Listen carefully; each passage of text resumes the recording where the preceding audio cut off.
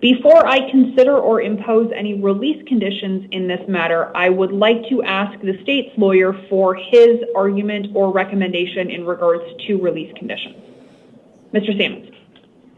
Thank you, Your Honor. We're asking for a $500,000 cash bond at this time. As you know from the Form 4, Ms. Lujan called 911 Tuesday night to report that the victim in this case, who was a 13-year-old, was not breathing. What? Based on statements from both her as well as the biological mother of the victim, who also lived in the home, when the victim woke up on Tuesday morning, she was extremely lethargic. She was not eating.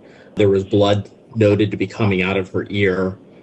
Despite her condition, nobody in the home, including Ms. Lujan, called 911 until 8:30 that night. After the victim was transported to the hospital and declared deceased, it was noted that she had bruises as well as open sores over significant portions of her body.